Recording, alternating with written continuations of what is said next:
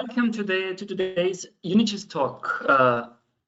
Amazon GIS-net initiative to empower Amazonian people with applications of GIS, a history from 1996 until today.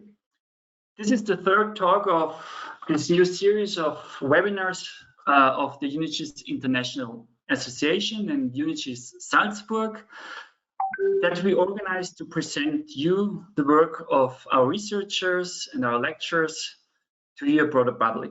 I'm very happy to welcome all of you and thanks for registering. And I'm very especially happy to welcome today's speakers. This is Leonardo Zurita from Ecuador and Richard Resl from Austria originally, but he's also in Ecuador now for 30 years, I guess. Both of you are adjunct professors at our partner university in Ecuador, in Quito, at the University San Francisco de Quito, USFQ. Leo holds a PhD in geography from King's College in London, in United Kingdom. He's the director of the Geocentro at University San Francisco de Quito, which is coordinating a lot of GIS projects. And Leo is also a professor of GIS and remote sensing, environmental monitoring and project planning at the College of Biological and Environmental Sciences at USFQ. Leo, that's very interesting, is helping to coordinate two of the research facilities of the University of San Francisco de Quito. One is in Galapagos at San Cristobal Island, the Galapagos Science Center, and the other is in the Amazon of Ecuador. It's the Tiputini Biodiversity Station at the Yasuni National Park. And Richard, thanks Leo for joining us, and thanks Richard also. Richard is originally from Austria, but he has moved to Ecuador at the beginning of the 1990s. He's the director and founder of the postgraduate distance learning program UNIGIS in Latin America. He's also the founder of the Amazon GIS-net capacity building initiative for members of the indigenous nations in the Ecuadorian Amazon. And in 2016, Richard has been awarded the Esri Making a Difference Award for his lifelong work with indigenous nations in the Ecuadorian Amazon. I think we'll have a chance to listen maybe to this award afterwards in your presentation.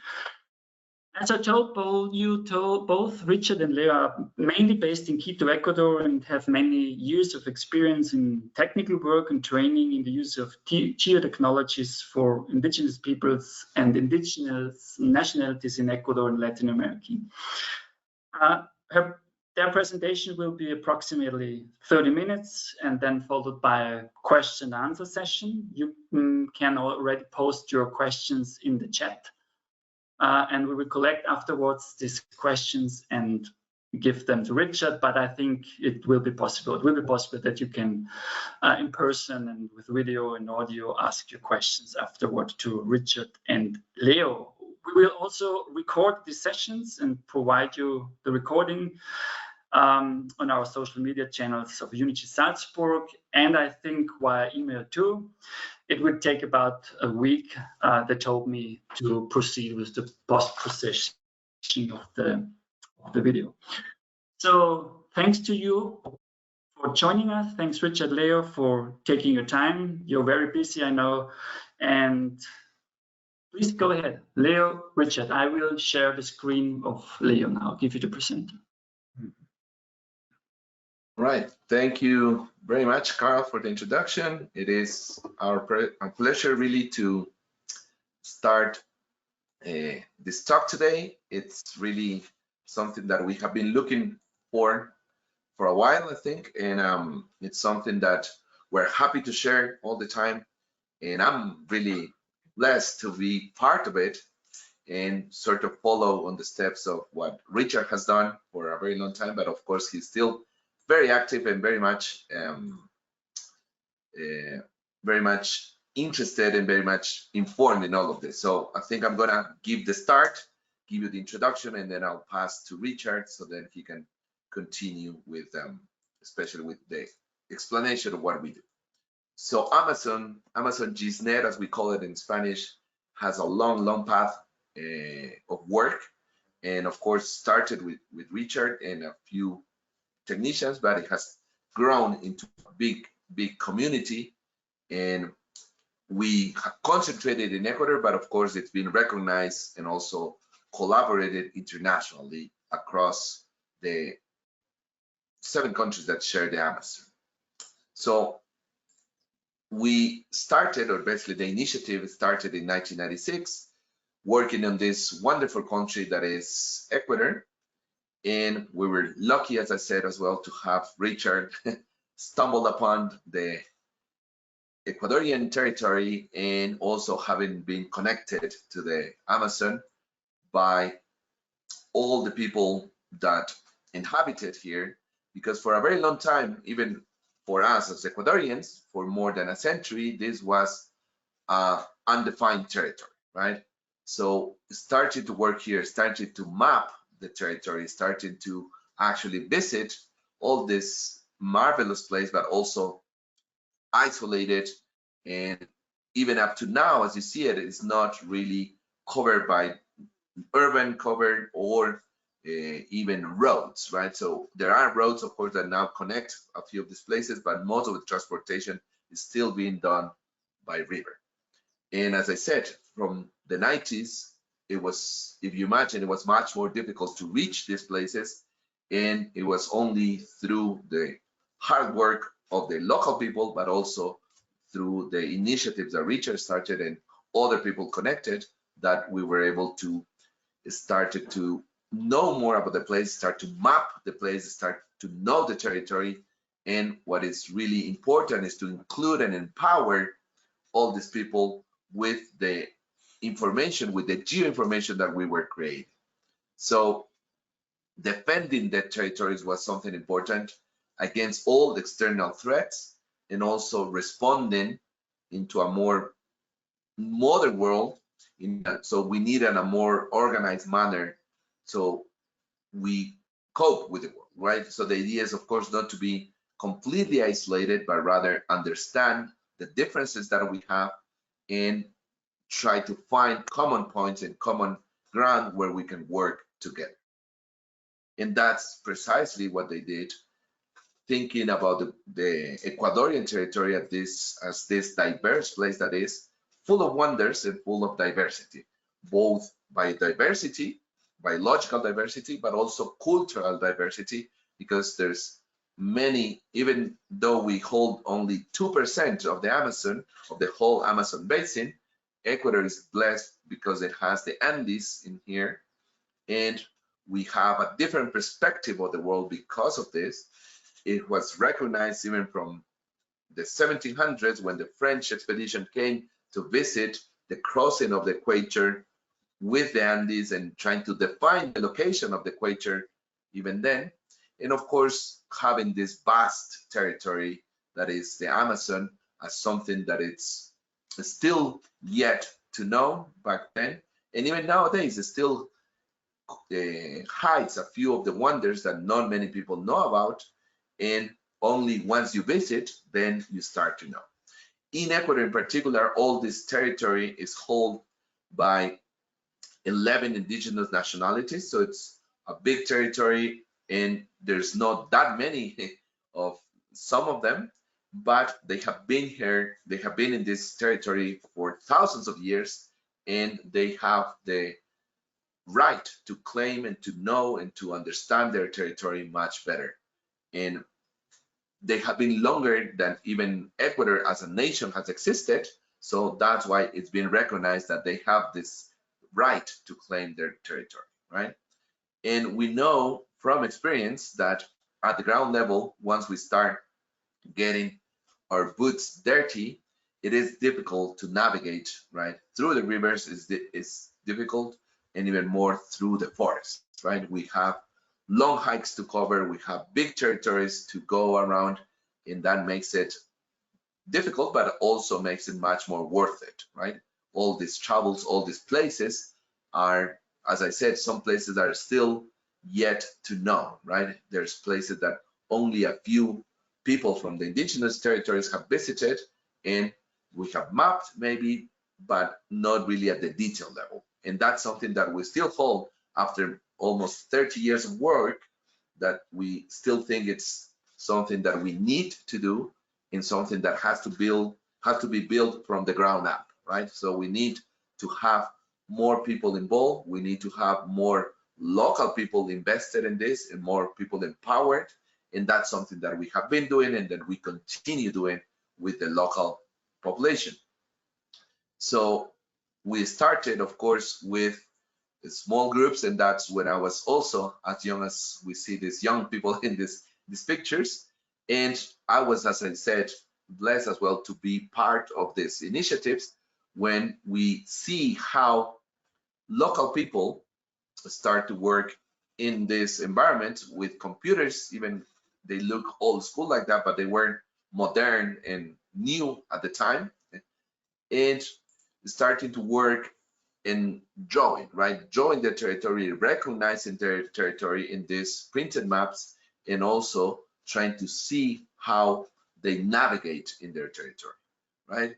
And this is not done alone. We do need a lot of people that understand this. So these asambleas, these assemblies of a lot of people that are part of the community, that can decide on the community, that can actually, sometimes if it's just put the border, like claim the borders of the one community, it's something that it's done in these assemblies, right?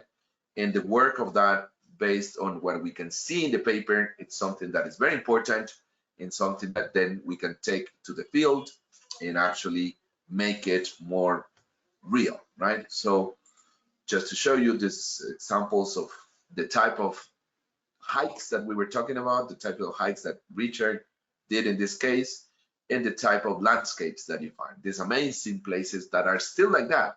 This picture might be 20 years old, but if you go to the place, that's a beauty, that we can still see places that have been preserved over time because we know them, because they have been protected in that sense, right? And because it's their home, so no one really wants their home to be taken away or to be destroyed, okay?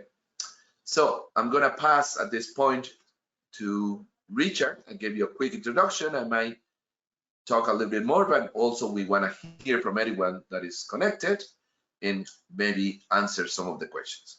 So I'm gonna pass it to Richard so he can continue talking about the examples, the specific examples of the work that we have done. Thank you, Leo. And welcome to everybody who's listening and also looking at the story maps. I would like to go on, of course, with all the stories that connect to these initiatives, but we don't have the time for that. Right now, I just can invite you all to more imaginary journey, looking at those pictures and trying to imagine what it's all about. I think some of you in the audience have similar experiences.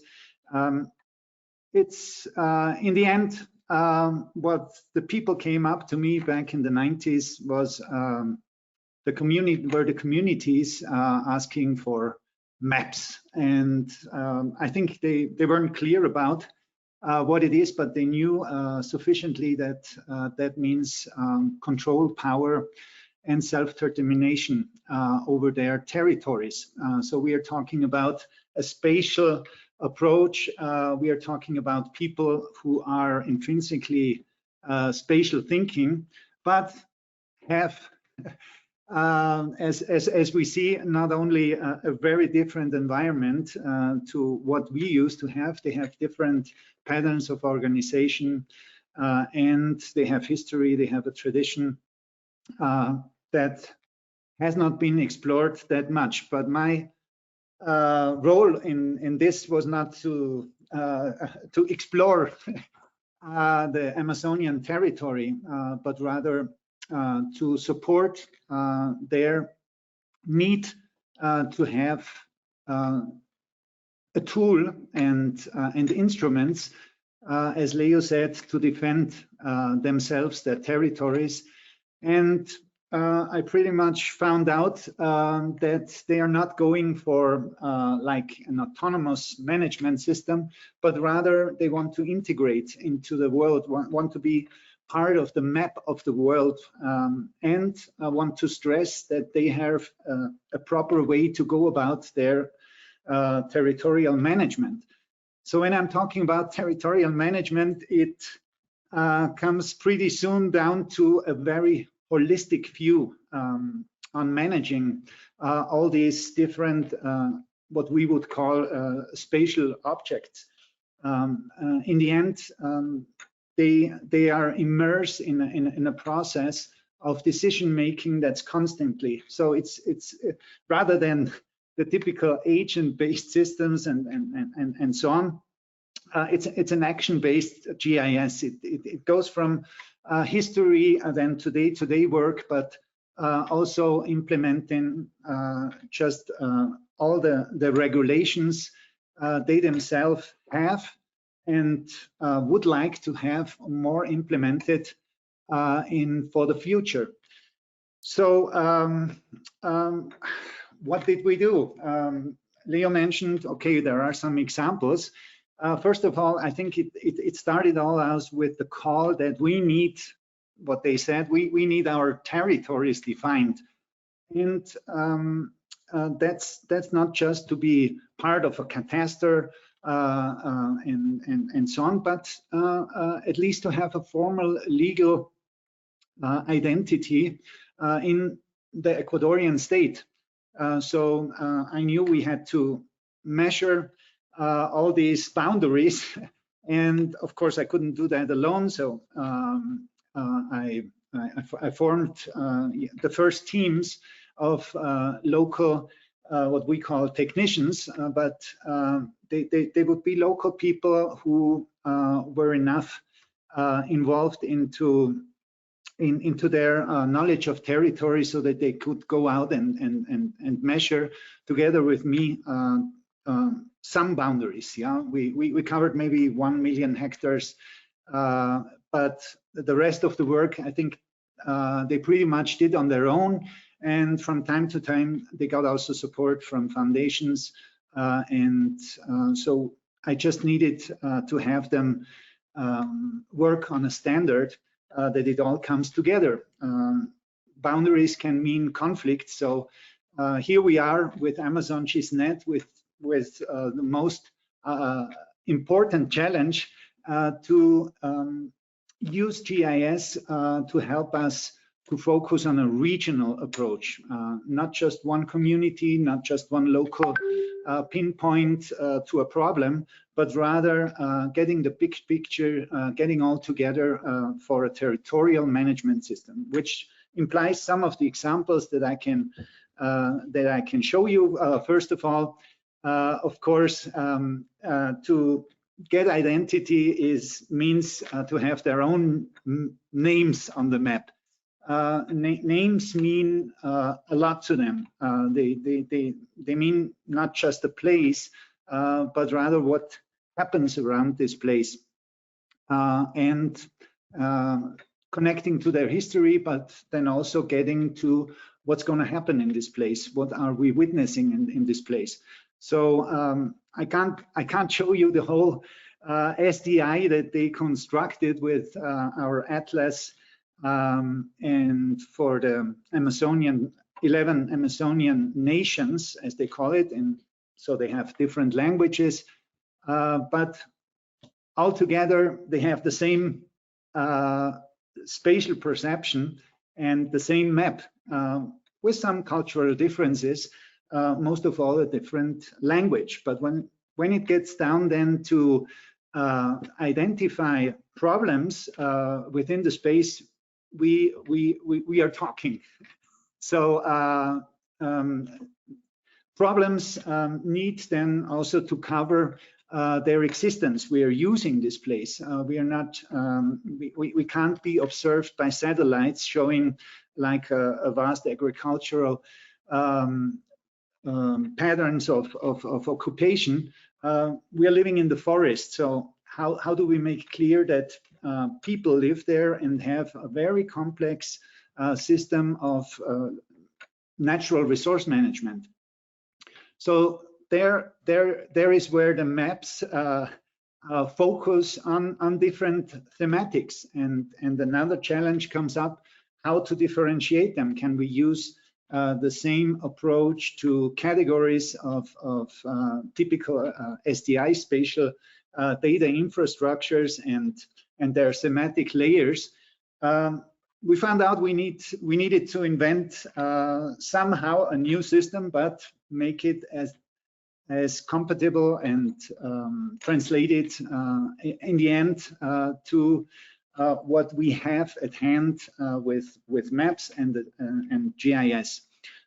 So good that meant to do all this translation work between value drivers of their own perception, what is well-being for them, and what is safety, security, identity for them, to something that we can call up on a computer and that we can share with the regional or the national or a worldwide information system to be on the map.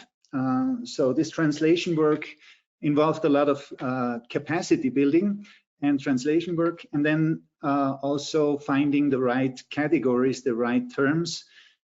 So you can imagine being connected to a GIS system with all the English terms, and that's where ESRI came in to help us with, to support us with some donations on software for the communities, that they would manage perfectly the English language, not knowing maybe each and every term, but grasping, okay, this tool, this specific function helps me to translate my observations onto a map.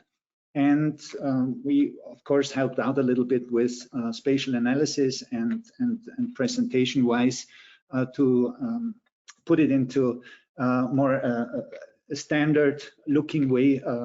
And so we had maps that were completely upside down, and to at least go along with the conventions. Still, we have all the original maps, we would call, that people would create, but then we have now a lot of young technicians that would know how to translate that onto a conventional mapping system, and with that empower them to use more external data sources, from LiDAR to other remote sensing data, but then also to monitoring tools that we connect via GI-enabled applications like GeoFarmer, GeoCitizen for the map. Here you can see on the map one other issue that they were very concerned of from the beginning: how much are we intervened, how much our territory is really occupied by actually like deforestation activities. How much do we contribute ourselves to those patterns, and what comes from external practices that would threat more and more our integrity, living in with the forest as our primary basis of living. So they are grasping then also climate change issues and so on. Maybe we could go up to the next map, Leo. So from sensors of their own socioeconomic composition to deforestation patterns, then also going into issues of health. I could talk a lot about COVID, how we grasped about COVID and so on, what we found out. But here, I think the most important thing for them is the water as a resource. And there we are into a lot of conflicts that map out spatially.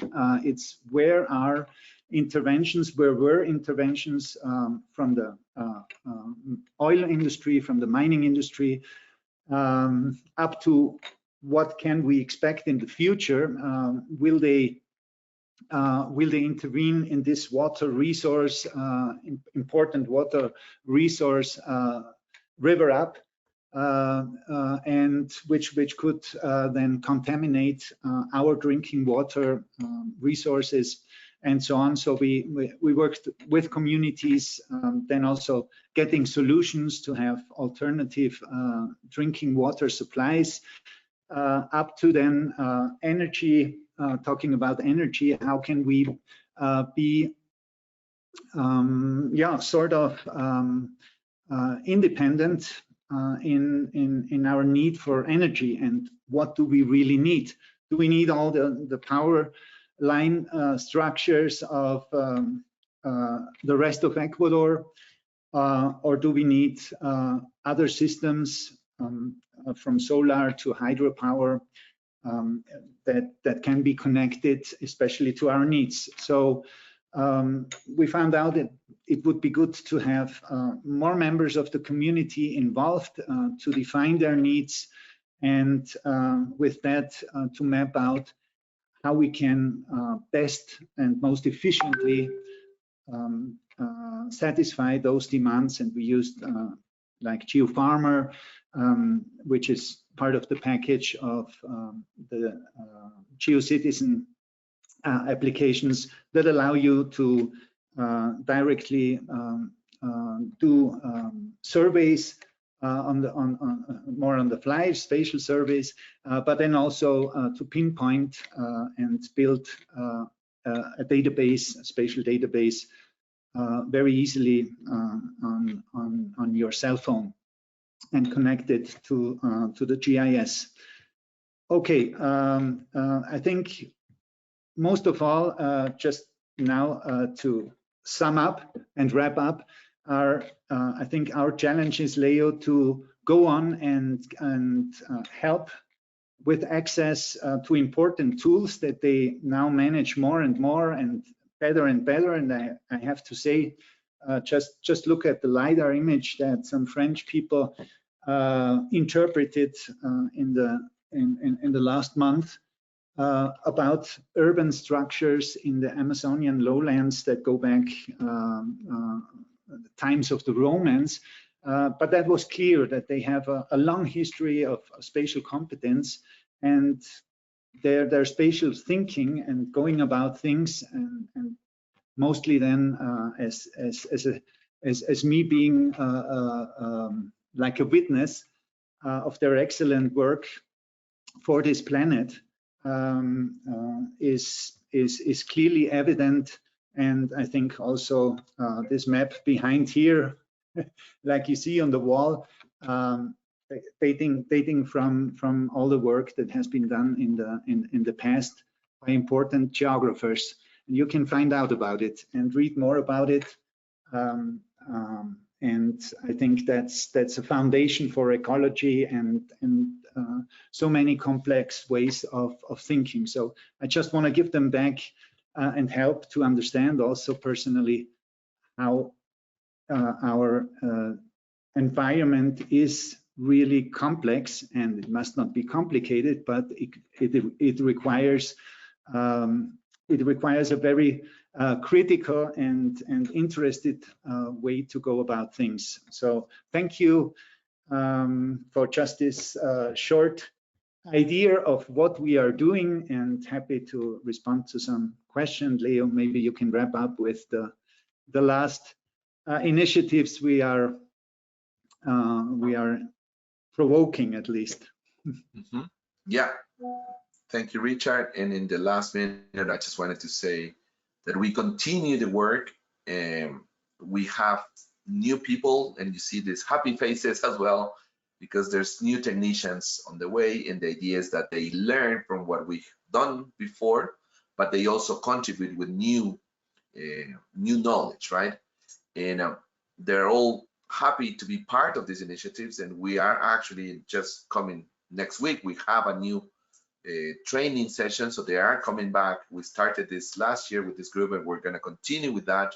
And that's why our invitation is for everyone to learn more about what we are doing, spread the word in the sense that we want Ecuador, everyone to know about Ecuador, about the Ecuadorian Amazon, about these important people that are doing the work there. And of course, trying to somehow support these GIS leaders, right? And if you're willing to do more, of course, visit us in Ecuador, help us continue the work, because we're happy always to receive visitors that are willing to help or to know more about this, okay? So thanks, Richard, thanks, Carl, and thanks, UNIGIS for the invitation. And we, of course, are part of the team. We're happy to be here and answer any questions that you might have. Thank you very much, Leo, Richard, for this great wrap up of many days and weeks and months of work with indigenous people in the Amazon, teaching them how to use GIS and technology for the self-management of their territories, of their ancient territories, in a very, very special cultural environment.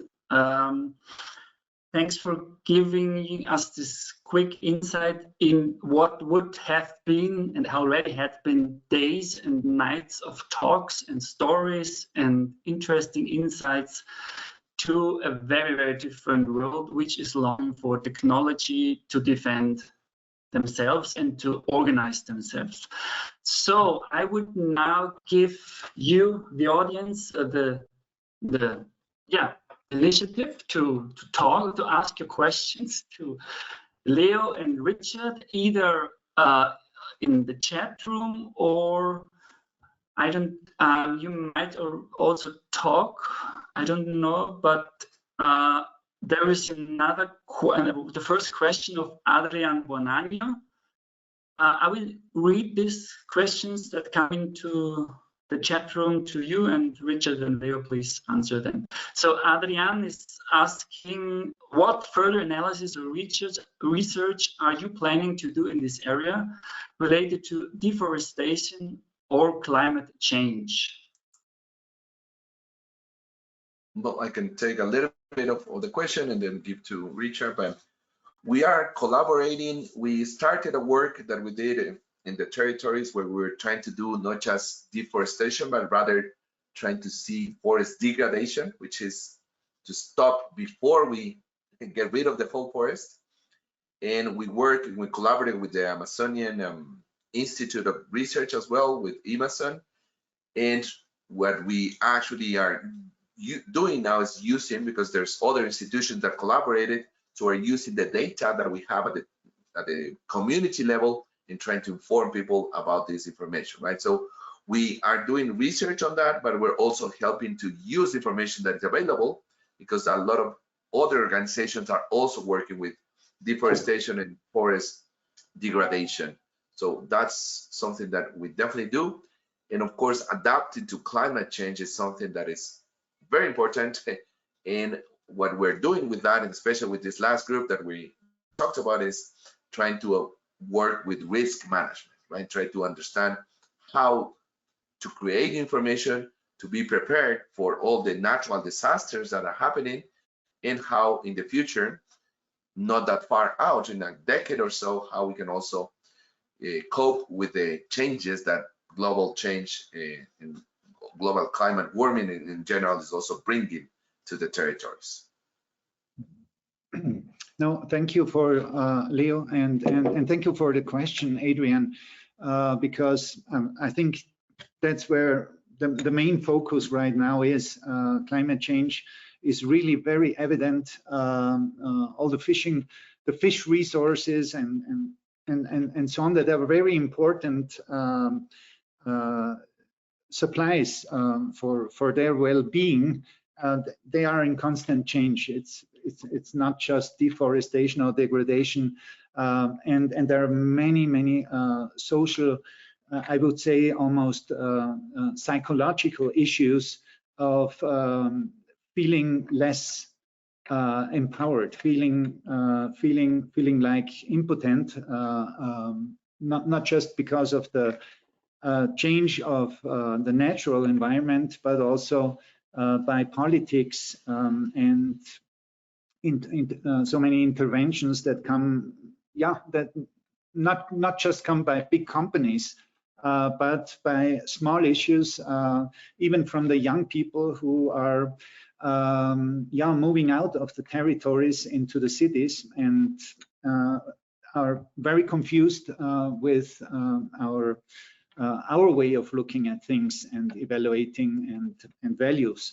So I think the maps are always then for us a good starting point in all these decision-making processes and reunions to build consciousness and have something to really pinpoint, like Leo says, this is a risk, and how did it play out in the past, what we do expect in the future, makes them more aware and more in control of basing some of the new regulations they are implementing in their territories, and they can talk to others with more competence and showing that this is of high risk, totally disintegrating their way of managing their own territory, because they do the work.